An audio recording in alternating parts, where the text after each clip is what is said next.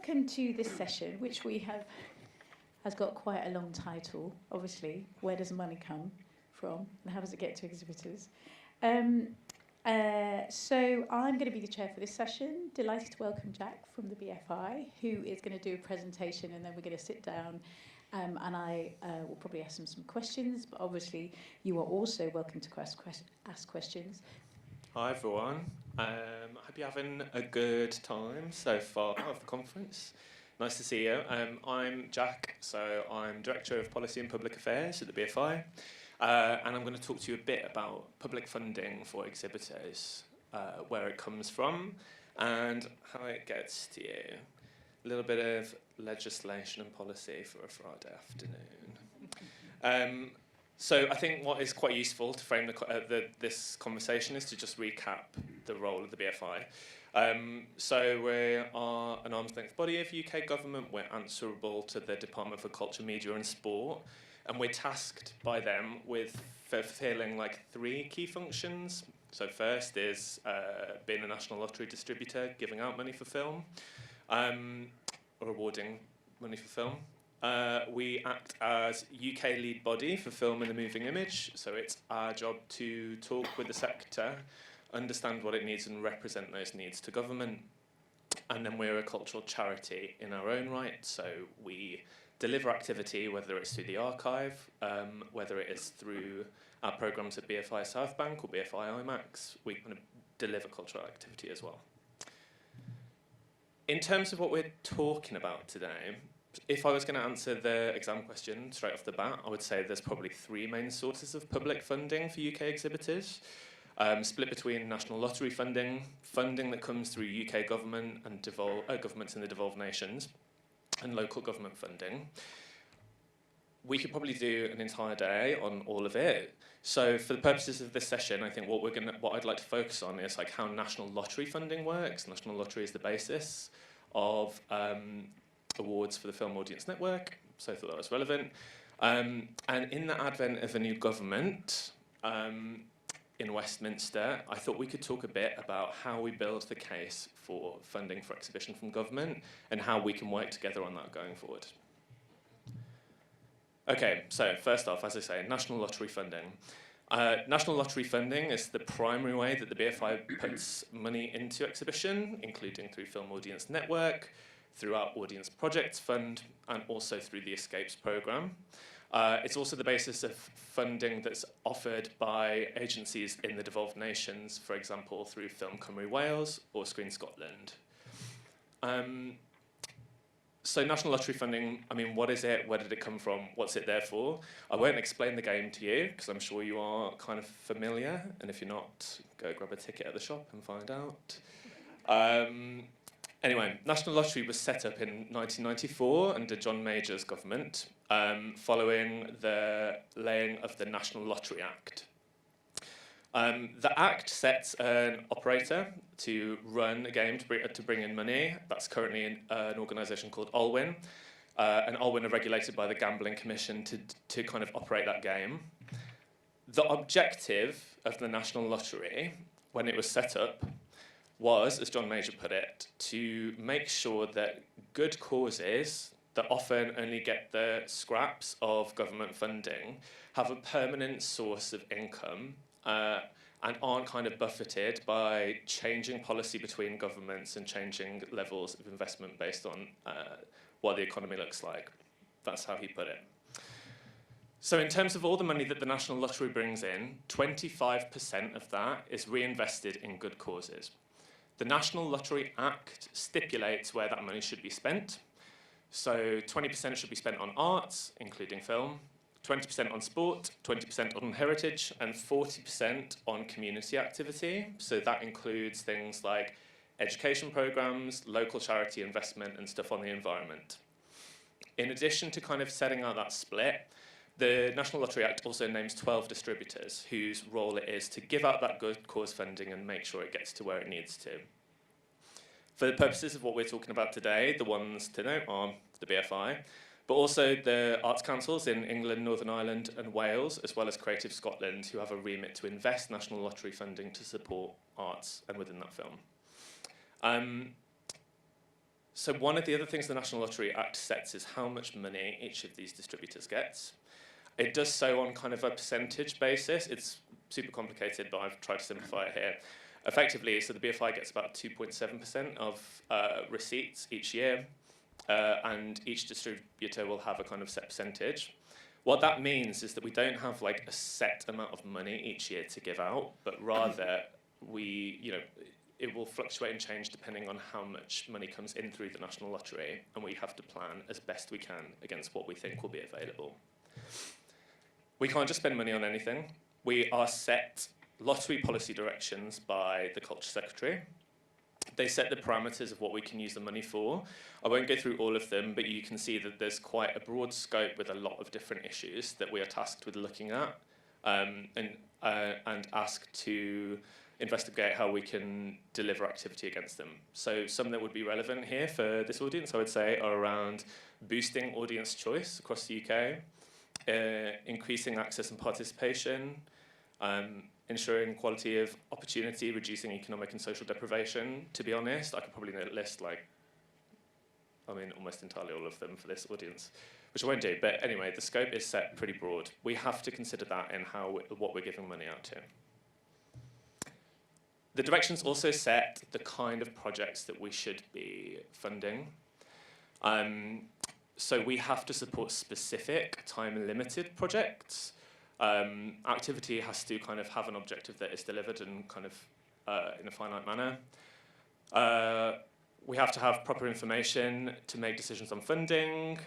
Applicants need to demonstrate that projects are financially viable, that they have reasonable level of partnership funding or contributions in kind, that they have a clear business plan, including costings, and we have to ensure that anybody we give money to uses lottery branding so the impact of good cause funding can be communicated. So this is all passed to us as a requirement by government.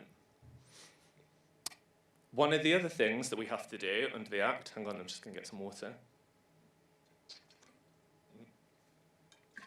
is we have to set a strategy for how we're going to give out the money that's available to us. The strategies have to cover how much money we think we're going to have at any given time. It has to include an assessment of where we think there is most need and where funding can make the most impact. And it has to set out how we're going to distribute money to address those needs. We develop the strategy. It has to be signed off by the Secretary of State. It has to be presented to Parliament in the UK as well. And then we're required to report regularly on how well we're delivering against the strategy. So with DCMS, we're doing that on pretty much weekly basis in terms of the information we're giving them. And then we have to report to Parliament annually as well. So that's what we have to do, and that's what we've done. At the moment, the BFI is delivering against the National Lottery Strategy that runs from 2023 to 2033, which is the BFI's centenary. It sets out the aims and objectives that we will try to deliver through all the funding that we give out in the next 10 years. Every award we make has to demonstrate how it supports this strategy.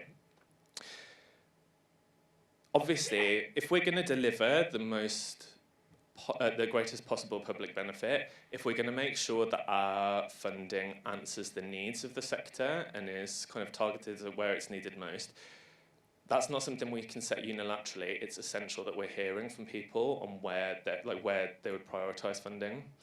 So for a period of about 18 months, we work to consult with a really wide range of stakeholders to inform our current strategy. We spoke to more than 2,000 members of the public across the UK, as well as 300 people working in the screen sectors in every part of the UK, in every part of the value chain. We spoke with broader stakeholders that engage with the film, even if they don't work in it. So it might be schools, education providers, people that use resources that National Lottery can deliver.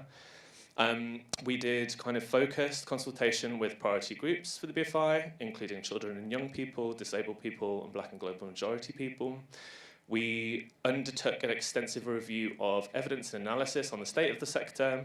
And we also evaluated all the programmes that we've run with National Lottery funding before, or that people have run, so that we could see where the most impact is made, what is the best use of investment, and what delivers the most public value. And from all that evidence, which is a lot, we developed a National Lottery strategic framework, which is quite complex, but I'll try and do a really quick run over it.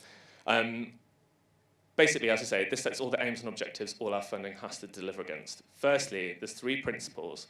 Every award that we make, every award we make has to demonstrate how it delivers positive change against each of these 3 factors. So around equity, diversity and inclusion, around UK-wide delivery, and around environmental sustainability. That's cross-cutting. We then have 4 objectives. These are big kind of vision statements for the next 10 years that we want to achieve by the end of that period. So they're around everyone being able to experience a great range of screen culture, around people being able to make original screen work from first-time creators to world-class professionals. We set the ambition to make sure the UK screen sector workforce is skilled and reflects the population. And finally, that independence and cultural organisations can adapt and thrive in a changing landscape. Beneath those kind of big 4 ambitions, there's a set of 16 kind of more specific outcomes. These are individual results we have to achieve in order to deliver the objectives. They're what we track our progress against. It's what all the kind of KPIs, evaluation that people are asked to work with us on help us measure our progress against. So here I've just put a couple of the outcomes for the first objective. I haven't put all of them because I couldn't fit them on the slide. But yeah, this sets the big picture. This is what we have heard that people want us to deliver over the next 10 years through consultation. As you can see, it's a pretty broad remit. There's a lot of different kind of there's a lot of different things that we have to work to achieve over this 10-year period. So if that's the big kind of blue sky ambition, the next question is, how do we apportion our funding in order to deliver on that vision? As I said before, our money, the money available to us can fluctuate because it depends on how well national lottery sales are going. Obviously, the needs of the sector evolve over time as well, right? Different parts of the value chain go through different kind of periods of transformation, and that changes where money is kind of most needed. So we haven't set a 10-year framework for our budgets. What we've done is we've decided to kind of chunk up the 10-year period into 3 smaller periods over which we'll write kind of specific funding plans. So the first one runs 23 to 26. Given all those objectives and outcomes we had, we have to kind of, and given the kind of the scope of the value chain we work across, we have to kind of apportion funding according to where the evidence and the consultation that we collected demonstrated that we could deliver the most impact, and so that we can make sure we're achieving those objectives and outcomes across the board.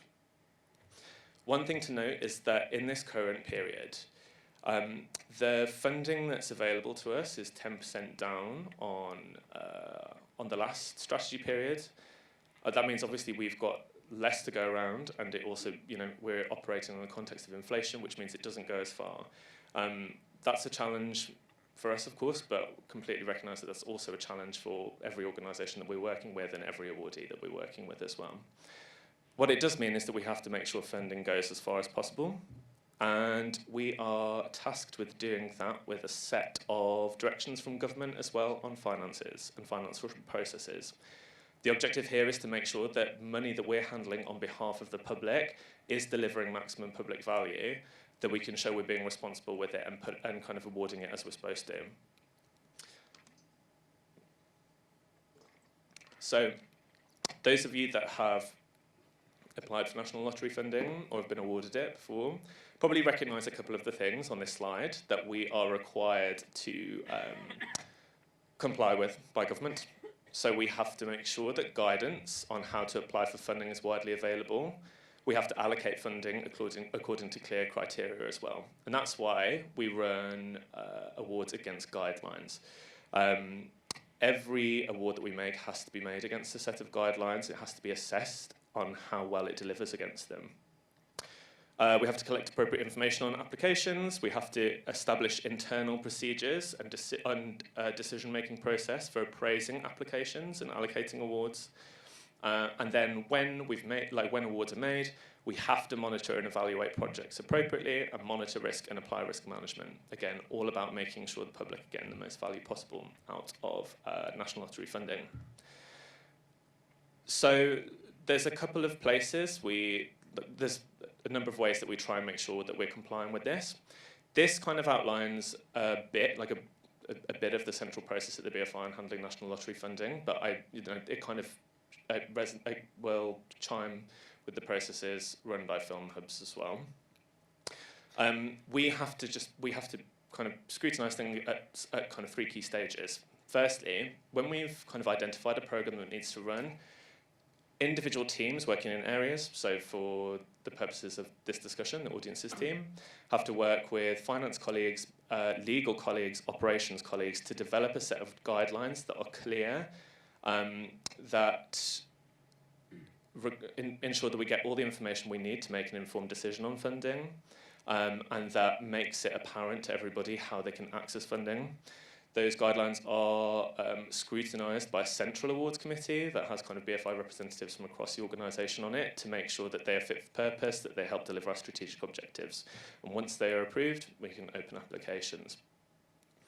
When applications are received, there's another moment where we have to scrutinise and see that we're kind of delivering what we need to, and that applications would help achieve the strategic ambitions that we have.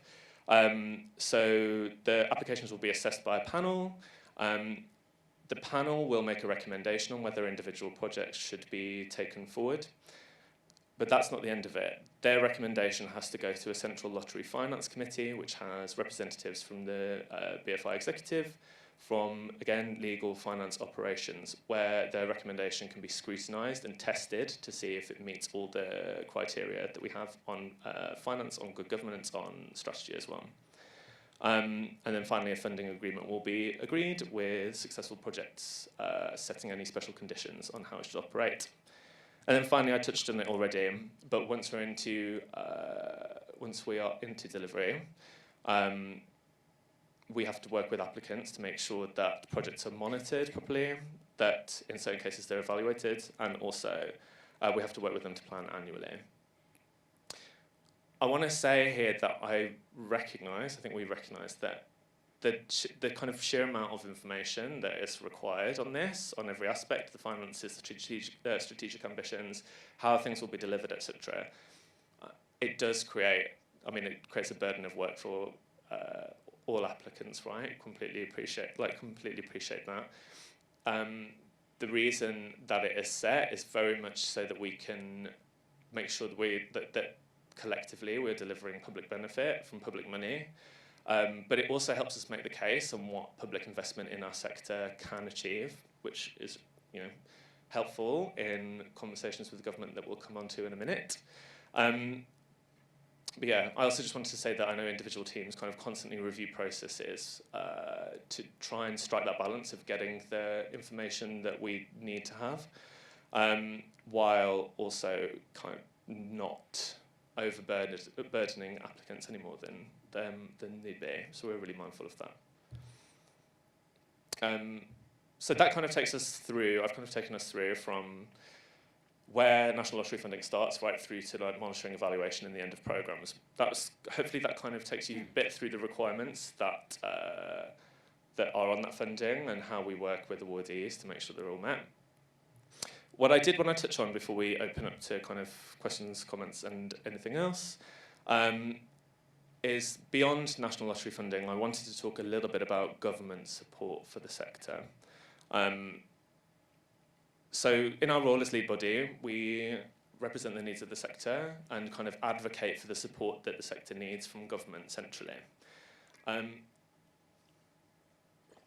It should be noted, cultural policy is what's known as a devolved matter. That means that it is up to governments, in the devolved nations, it is up to devolved governments to set policy and spend on that area. For film, there are some crossover areas, so there are pieces like broadcasting, for example, or trade, which are kind of reserved and done on a UK-wide level, but culture, kind of cultural spend is a devolved thing. So how money is spent in each of the nations varies. Funding is often awarded through agencies, so it might be the BFI, it might be Screen Scotland, for example, or Northern Ireland Screen here. And examples of how kind of governments put funding into exhibitors, or how they've done it in the past, include things like the cultural recovery funds that were implemented in England, but also across the UK, to kind of help exhibitors mitigate the impact of COVID-19 on business. Support of this kind is usually announced as part of big set-piece moments for the government, or the respective government. So that might be a budget, it might be a spending review, it might be when they're publishing a programme for government. Those are the moments when they kind of announce their plans in terms of investment. So just say in terms of government funding that's there at the moment, yeah, it varies nation by nation. At the moment, I know there is grant and aid support for cinemas and exhibitors in I know that it's kind of awarded through to cinemas and exhibitors in Northern Ireland, Scotland, for example. At the moment, there is not a live grant and aid fund on cinema support in England, but in the wake of a new government, I think there is opportunity, or we think there is opportunity to make a case for the independent exhibition sector in terms of what it can deliver and how it could deliver with appropriate support from government. To make the case for support, there's a couple of things that are really important to secure. We have to identify a clear policy objective. We have to show what funding would help deliver. What are we trying to achieve with any investment? We have to demonstrate clear evidence of need. We have to be able to build a robust data-driven case for why intervention is needed. We have to cultivate advocates across government and industry. So when you're trying to affect policy change, you need to go in at the bottom and the top. You need to have all your homework done for when government analysts to come in and talk to you about modelling interventions, but you also need those people at a senior level that are going to fly the flag and make the case for why intervention in your area is so important. Importantly, you have to demonstrate how intervention would support government priorities. So you have to kind of look at their language, look at what they say they want to achieve, and try and mirror it and show how your cause will help them achieve their ends. And then I've also kind of covered already that we need to provide robust evidence on the impact of support. So as I say, we are now post-election. We have been clear, the BFI has been clear in our early conversations with the new administration that when it comes to screen sector support, proper support for distribution and exhibition, independent distribution and exhibition, really needs to be prioritised. That is one of the kind of clear priorities that we've set in our engagement with government over the coming months. We also made it very clear, I don't know if some of you may have seen that kind of pre-election there was a big inquiry going on at Westminster run by the Culture, Media and Sports Select Committee. That was held, that had to stop its work because the election was called, Parliament is dissolved, that committee no longer exists. We wrote to the committee, kind of as they finished their work. The letter is available online actually, but we kind of identified distribution and exhibition as absolutely the thing that needs to be focused on. Should this inquiry be picked up? There's a number of other things we flagged around actually AI, as they're talking about in the other room, and also skills. But yeah, this is very much one of the kind of three things we pointed them towards. So what can we do in the coming months? What are the opportunities to make the case around distribution and exhibition, what it could deliver if appropriately supported? Well, the new government will run a budget and a spending review to review all its spending plans post-election. There's going to be a budget in October. They've been quite clear that that's not an opportunity for new spend, really. They're not looking at that, but they'll be setting budgets for a year. They will then run a larger spending review in spring next year, which will decide budgets around 26, 27, 27, 28. So that's when that's the moment. That will kind of set all the investment that they have to deliver on their priorities. What we kind of will be looking to make the case for in the coming months is how exhibition helps deliver against DCMS priorities. Lisa Nandi, the new Culture Secretary, has talked a bit about what her priorities are, which include supporting UK-wide growth and UK-wide access. Those two are kind of core Labour manifesto commitments. But the Culture Secretary and her team have also expressed an interest in supporting culture and creative industries in its ability to deliver on soft power for the UK, to improve outcomes around health and crime as well. I will note that I've kind of talked about Westminster here because we are kind of, we are post-election. As I say, though, culture is a devolved issue. When we're doing advocacy around this piece and the importance of support around distribution and exhibition, we will absolutely work with screen agencies in the devolved nations as well to make sure that our evidence is supporting any case that's made there around investment in this sector as well. Okay, so so there's a bit of a read across here. So that's how we're going to continue to work with government. There's also a couple of ways that we can work together, the Film Audience Network and the BFI, to help make a strong case. And I just wanted to touch on it here.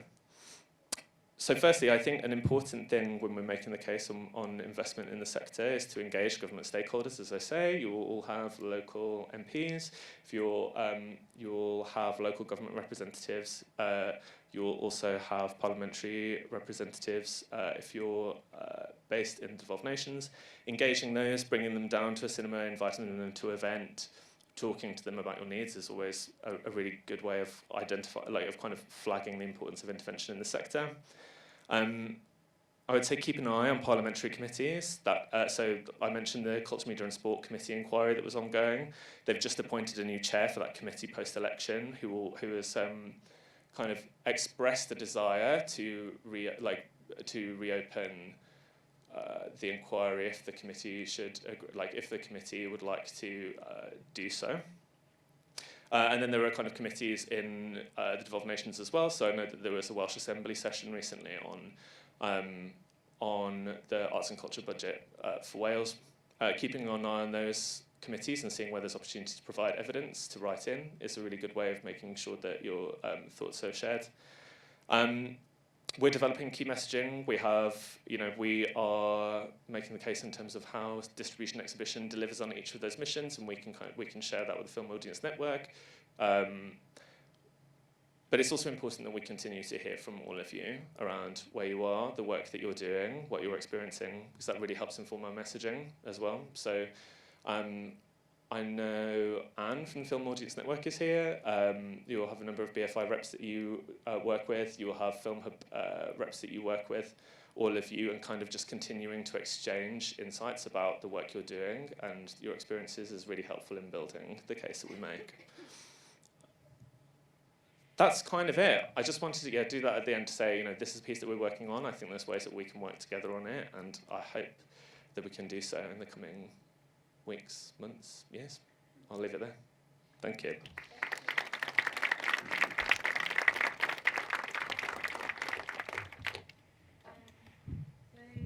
I don't have any Menti questions, but I'll just keep checking it if you want to put any. So I'm going to ask a question first, which is that, so we know, so you've explained to us really clearly about what happens, the relationship with the government, but obviously internally within the BFI, somebody looks at the lottery award that's coming from the government and also, I guess, any treasury money and makes decisions about which projects or which initiatives internally within, and obviously the BFI covers a lot of all aspects of the industry. Production, distribution, exhibition, but also works with young people and thinks about kind of training and skills and, all of those different areas. So how are those decisions made internally? What happens once that award is made about the, how those funds are delegated across those different areas? Okay, so when we're setting the strategy, so the award kind of comes, it comes into us in waves. As I say, we kind of we have to model against what we think we're going to get in any given period. In terms of how that money is apportioned, as I say, very much starts with consultation, going out, talking to people, making sure that we're getting evidence in from right across the value chain on where the sector is at the moment, where investment would be used. That all comes in. It has to be kind of consolidated, and you have to look at the evidence that you have on evidence of need and potential impact in each, across the value chain, across those objectives and outcomes. So the way it was run last time, there was like, so that will be looked at by people that work across national lottery functions, so cross-cutting pieces, operations, finance, evaluation, all the other pieces. Fund heads working in particular areas will make the case with the evidence that's available for what kind of intervention is needed and what could be delivered depending on what's there, and then the kind of decision on how to balance investment across those different areas will ultimately be something that goes through that kind of cross-cutting lottery group, through the executive, through the governors as well, and DCMS ultimately. And at every stage you have to demonstrate the kind of evidence you have against each of them. So you mean it's matched against what your strategy that you've already outlined, or your priorities that you've already outlined, when it goes through all those different levels? You'll propose the spend against those different areas, but then it has to go through each level. To be clear, the starting point is setting the objectives and the outcomes, what you want to achieve with funding, and then taking it from there and looking at how investment delivers on those objectives and outcomes. So that's the basis. Right. I just mean, because in an exhibition you'd always say, like, why is this way? So it's kind of useful to know. And you referenced the 10-year strategy, but also that you're in a 3-year. So we are now kind of halfway through the first of that kind of 3 years.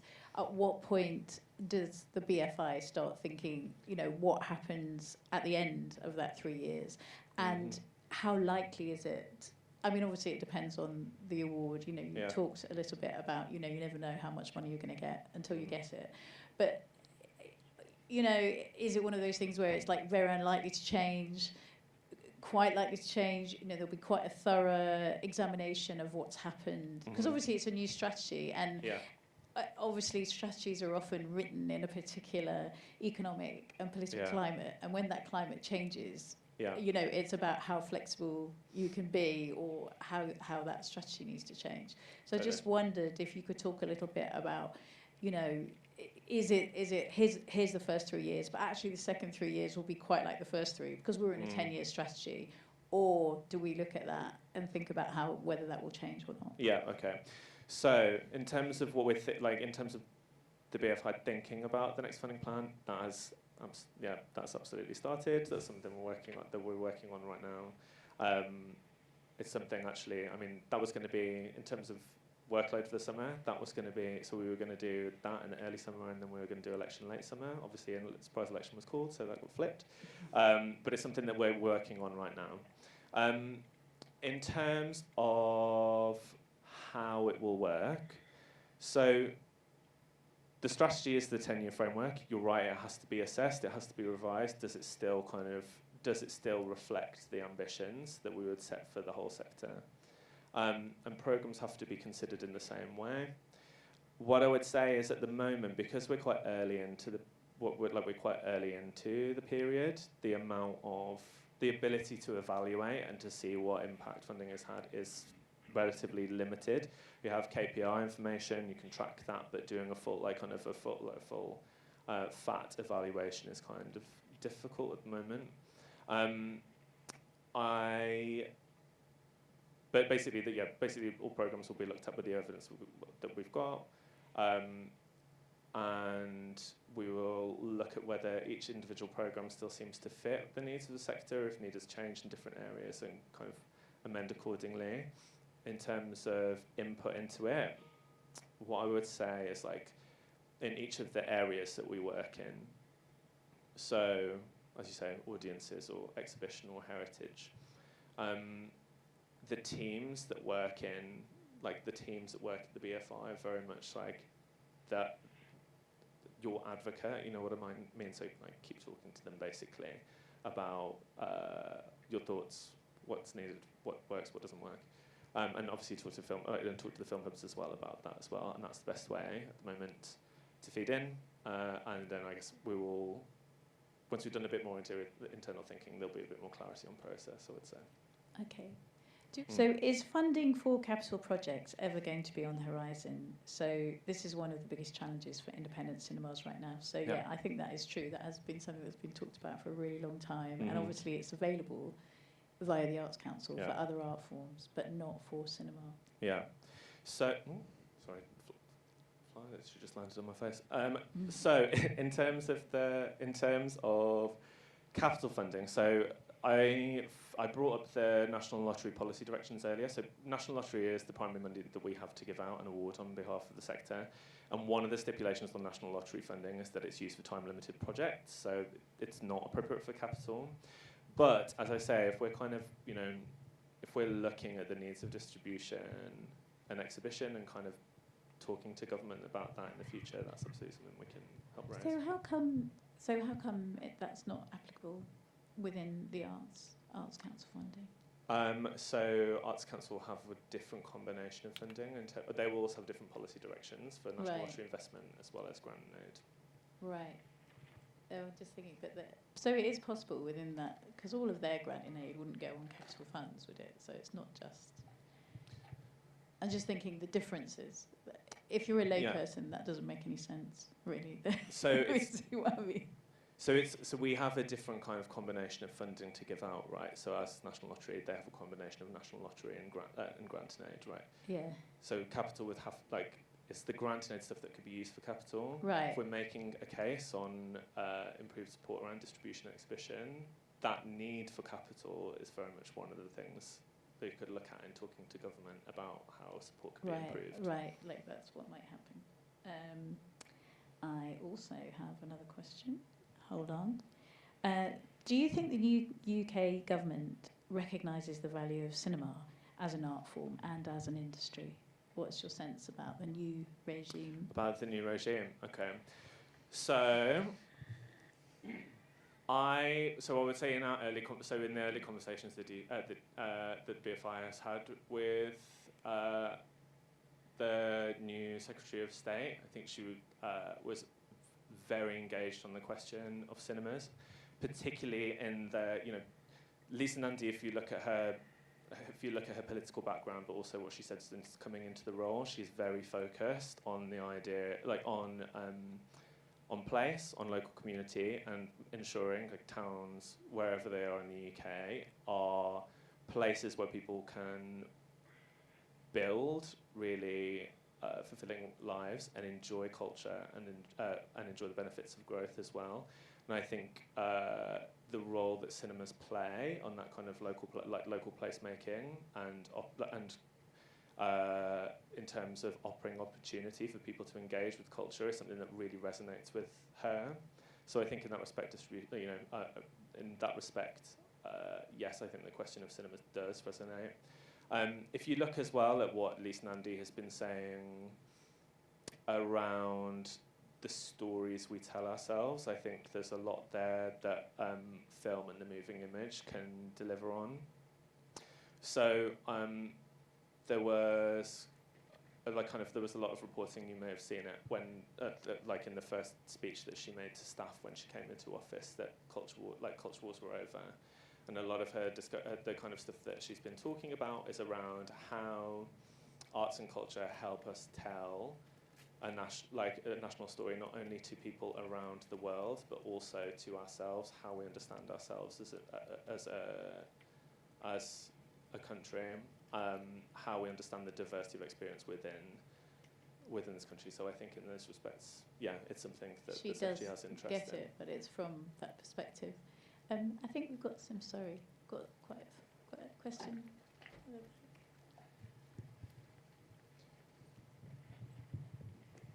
Hi, Maddie from Watershed in Bristol. I'm just picking up on a session we had this morning about the impact of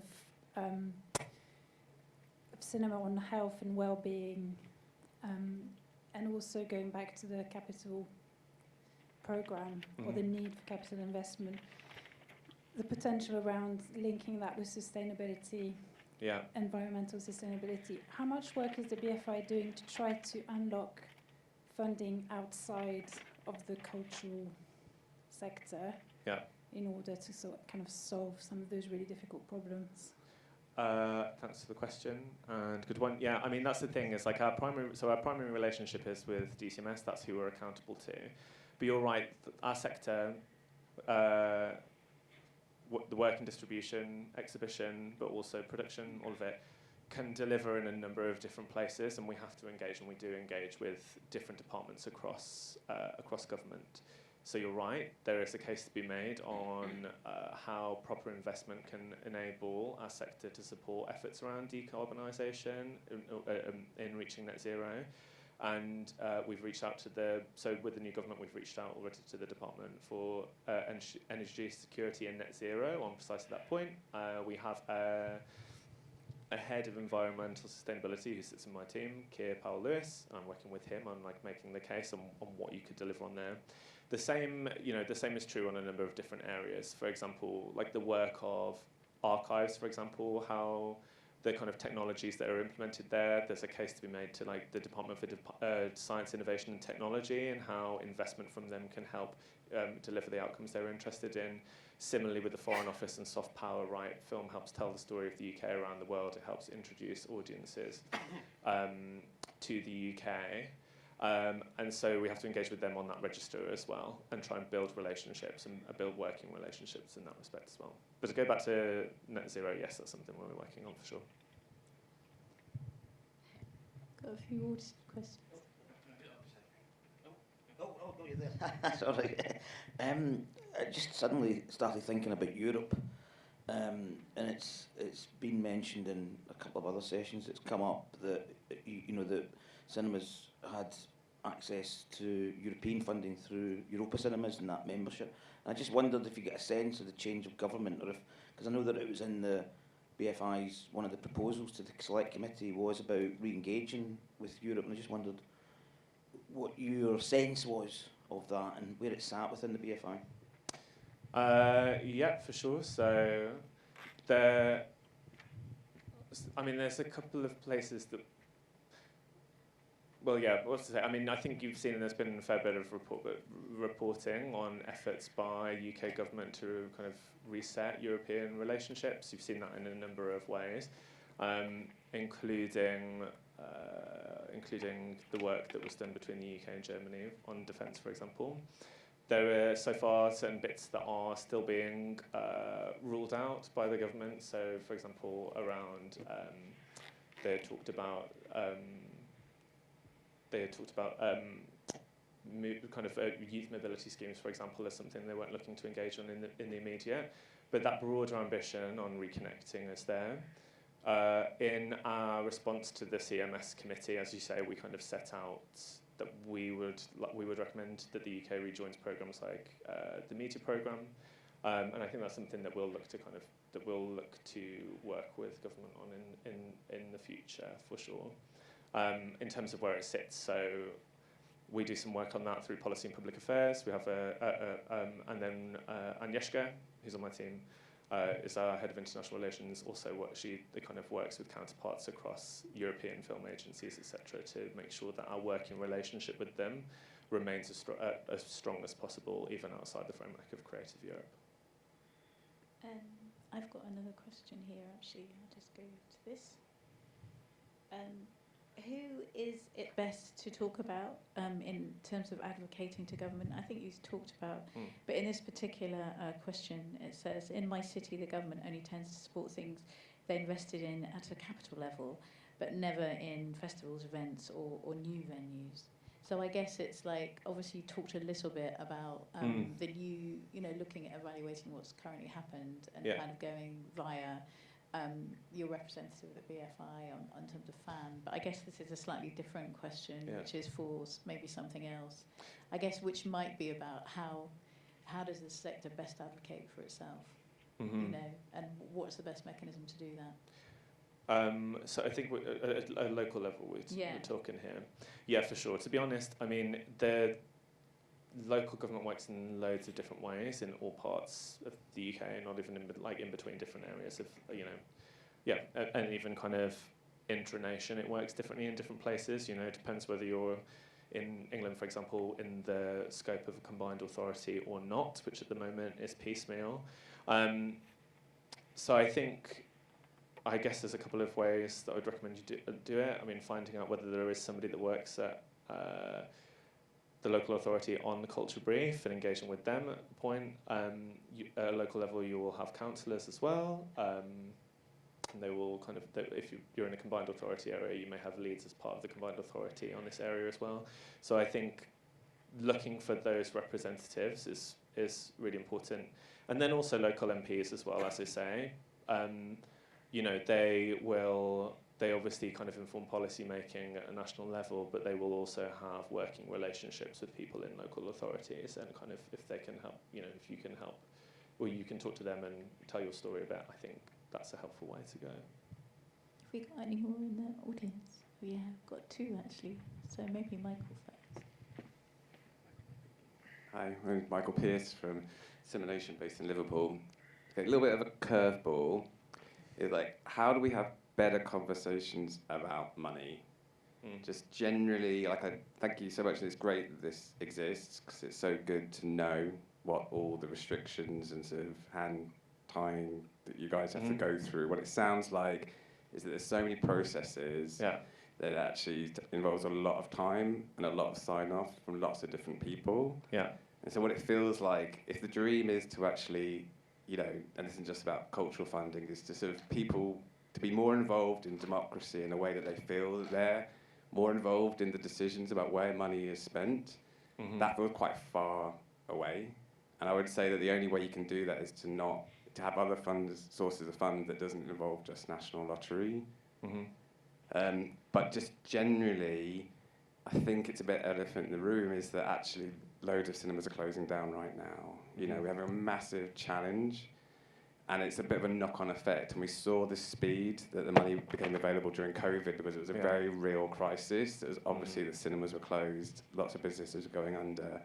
But I think we would have realised that there was going to be a knock-on effect after a few years. So I'm just trying to work out how do we first of all, how do we sort of have a bit of more sort of an interactive approach to talking about these money issues on a sustained basis, so it's not just waiting for a consultation, doing it there, but really saying that actually the crisis is right now. It's basically the dream, so not the dream, but the idea is to sort of think about during COVID, where there was also almost like a crisis conversation, say that actually lots of people in the sector are having that crisis right now, and I think the production side is very good at having that kind of raising thing, but I think in the cinema sector we could probably have it a bit more. And how do we build in that interaction and work together to think about other innovative ways to get money? Because I think there's an over-reliance. So, and I'm sorry to go ranting on a bit, but just from my personal experience, I thought I was too reliant on the BFI for my career in film, and now we've gone to other things. And I think then for the fan, it's maybe too reliant on BFI, and then maybe the BFI is too reliant on the National Lottery, and that creates a whole cascade of being very limited where the funds are going and not responding to a crisis well. So I'm just trying to work out how do we have better conversations about money and also seek other sources of it, because it just feels that the elephant in the room is that there's just less money now. That fan has less money, so everything just feels like there's less money when all the prices are going up. Yeah. Sorry if that sounds like a granty thing, but it's just a little bit of the elephant in the room, I think. No, well, that's so hard. There's a lot of things to answer in that question. That's quite a tall. There's a fair bit, but I think but to talk through it a bit. I think you're right. What was I say? I think you're. Well, I mean, I think firstly, it is good to introduce that into it's good to talk through policy process investment in the current context that distribution exhibition finds itself in, right? Which is that it is a way more challenging environment, and there is less money to go around within it, for sure. There were moments when that was the challenge was really really evident, like with COVID lockdown, where it was immediate and it was very visible. Here, you know, we're talking about challenges that are they're kind of developing in the longer term. I think that the new government gives us an opportunity to talk about how we address those challenges if we're going to deliver benefit, and kind of reset the conversation on where the sector is in terms of how we continue to talk with a Film Audience Network around this question, around investment and what's needed. So I guess it's kind of where I was trying to go at the end with how we can work together in the future, is continuing to exchange stories, information on where people are. You know, I think that's something that can be done with, obviously, with representatives from film hubs, with audiences team, but also, like, I'm very happy to do kind of policy sessions, for example, as part of, with Film Audience Network on kind of a regular basis, to do a bit of an update on where we are, lay of the land, and try and make it, you know, make it a bit more a conversational update potentially on, you know, where we are with things. Hopefully that would mean that the kind of, you know, you've talked about the moments for engagement, which sometimes might feel few and far between, or fewer and more far between than you would like, but hopefully that would give us a space in which we could talk a bit more. I think we had a Keith's got a question.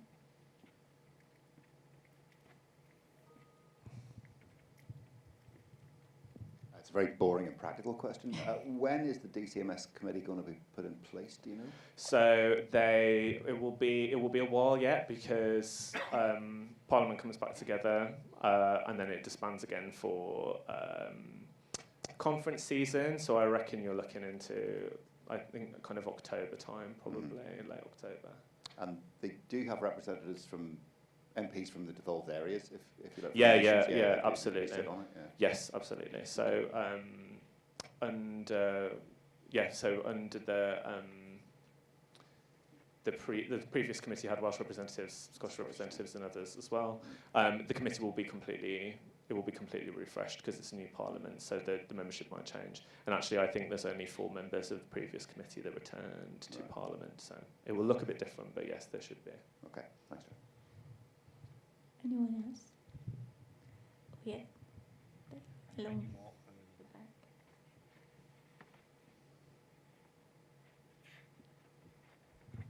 Actually, just a final thought on that last question. So basically, the membership of committees is designed to reflect the overall makeup of Parliament.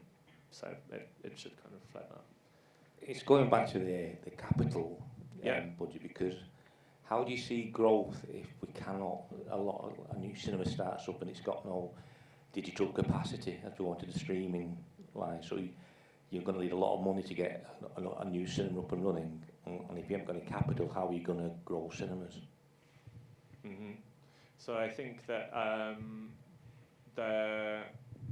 so I mean, I guess that would be part of the case we made on additional investment in the future, right? It's like what kind of work that capital enables. Oh, Penny. Poor Becky, has got to run all the way up and downstairs. After lunch workout. Hi, it's Bernard from Northern Ireland Screen. I just wondered if there was any thinking on the production funding side. I know you allocate funds to the nations on that as well, but the areas that we are able to fund and new media and things like virtual cinema as well, and virtual spaces.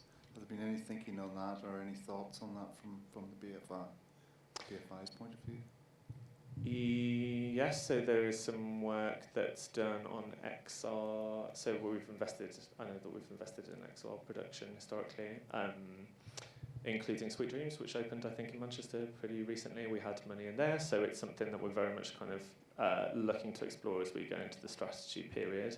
I think it's something that we will. So I think when we come to looking at the funding plan, essentially, I guess that will be one of the questions that we look at is that something we have capacity to build our support for going forward. But essentially, these 3-year funding cycles are the moment to kind of check and see if there's more that we could be doing in any given area. But we have like very much begun doing some investment in production, exhibition, etc. of XR and other kind of more expanded forms. Thank you. Anyone else? No, I don't think I have any more. I mean, I think what Michael said actually is probably true. You know, that thing about it definitely feels always, when I'm doing talks for people, it's always that thing about exhibition is always seen as the most, the most kind of, unfashionable and kind of like the Cinderella at the ball. It's often about production and then about distribution and obviously it's compounded by that, which happens also in production and distribution, which is about that sometimes tension between the commercial and the independent sectors. And, if you're a politician, the kind of differentiating between what that is. Yeah. So a lot of people still think of, outside of the kind of industry, would see cinema as being, there's no kind of difference, or, they're all cinemas. So I don't know if that's something you feel is just something that happens, if it's to do with how much money you need to make a film. Like for it, if it's to do with the scale, the economic scale of individual projects, or if you think, but obviously they're all kind of, that was something the government committee was addressing, the relationship between all of those three, that they can't be in isolation. Yeah, for sure. I think, I think the complexity of the value chain sometimes is can be lost in translation a little bit, and people kind of, literally see our film and think that's that, right? I think, historically, you've seen intervention around production, tax reliefs, etc. But I think that the two, as you were saying, so the CMS committee, I actually think was a bit of I think it was quite effective, the evidence that you were hearing in that, by the point it closed, in kind of identifying, look, yes, it's great to invest at that, it's great to invest in production of all kinds, but actually you have to kind of take a way more 360 view to support across the whole value chain. I think so. There was oral evidence sessions. Some of you may have watched, for example, with a number of exhibitors, for example, and they spoke to actually, you can't just kind of super serve one area. You have to have coordinated intervention across the piece, and that's one of the things we pointed to in our letter as well. And that's hopefully one of the things that the committee will continue to look at when they pick up their work. Has taken place. Okay. I think we might draw it to a close. I certainly welcome what you said about, I think people will probably find it really useful to have you, most hubs have kind of virtual meetups or meetings for you to kind of come and talk. And I think certainly the strength is in the kind of joint advocacy, on a kind of national level. And hopefully it's events like this where we all come together, where we can start having those conversations. So thank you very much for your time today and for talking to us about all of this. Thank you.